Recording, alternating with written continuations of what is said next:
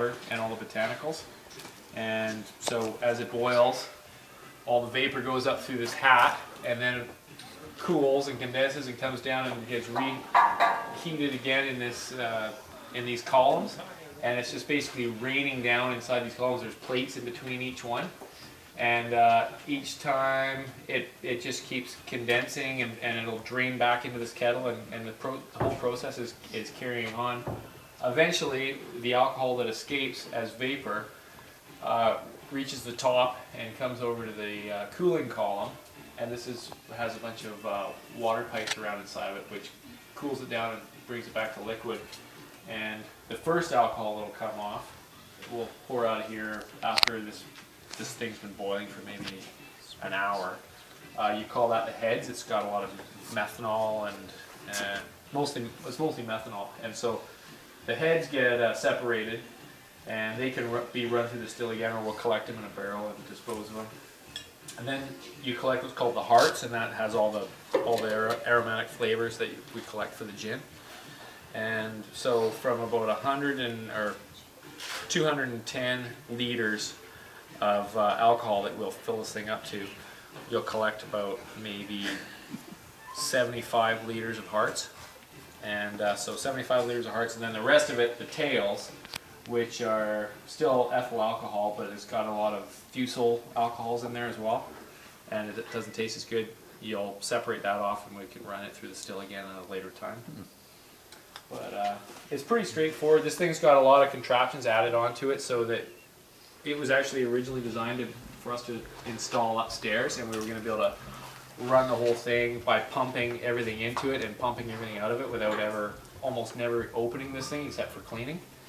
And we thought better when we got it here, and we decided we should install it down here in case we needed to clean it more, and it's turned out it would have been a nightmare if we had it upstairs. But that's what all these pumps and different attachment stuff are added to it for, so you can basically run the thing from remote control. Cool. Yeah. So one of the crazy things with it is that we cool it with water from our well. Like all this, every time that you're adding all this heat to bring all this alcohol and water up to temperature, so that you can boil it and make vapor out of it, so you can separate everything. And then to bring it back into liquid form again, you have to run well water in through this cooling column all the time. So there's a constant trickle of boiling hot water coming off of this thing. So I didn't really know how much it was going to be. So I ran a garden hose out there at the beginning. It was just sort of spilling out into the driveway, and didn't really keep track of it. I was like, geez, all that water's getting away, all that hot water. And I was concerned it was killing. One of the trees died, but that's probably had something to do with a septic field I built. Anyways, I thought maybe the roots got boiled by all this hot water, so I put the thing into a tank, and we do 2 runs of this in a day. That's all there's time for. And I'd fill like 1,000 liters of water that has gone through the well, come out of the well, cooled down all this, and then it's like boiling hot. Like there's no way you could scald yourself if you tried to put your arm in it. So I had this 1,000-liter thing full of hot water every day left over. I'd like roll it up into the basement of the house to heat my house up, because I don't have any system to capture all that heat. So we still haven't figured out like the heat recovery system for all the boiling hot water that we produce from it.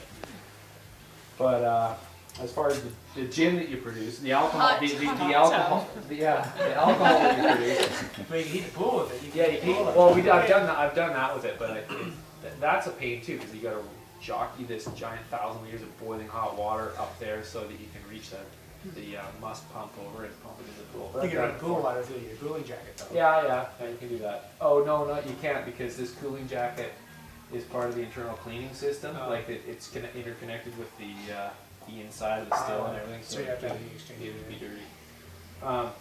But all the alcohol, the good stuff, the hearts that you collect, it comes out of here at around 80% alcohol. So you add the equal volume of water to it, and then that gets bottled. And that thing there is full of alcohol with water added to it, so it's ready to be bottled.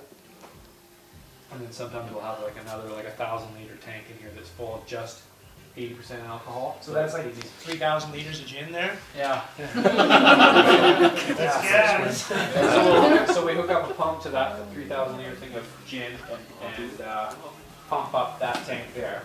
and then that just gravity feeds to this little bottling station over here. It has like a toilet tank float in it that stops the flow every time it fills that little vessel that the taps are connected to. And you get a couple of people in there helping. You just continuously stick bottles on that rack. They fill up really quickly, and you hand them off to somebody else. They need to be labeled, and the lids need to be put on, and then you put these capsules over the lids, and then get them into somebody else has to be folding out the cardboard boxes and setting the boxes out first before you stick all the bottles in it. So it's a bit of a process to end up with like one of these pallets. Where's the label? Do you have a label? Yeah. Where? Oh, there. So what's your capacity here?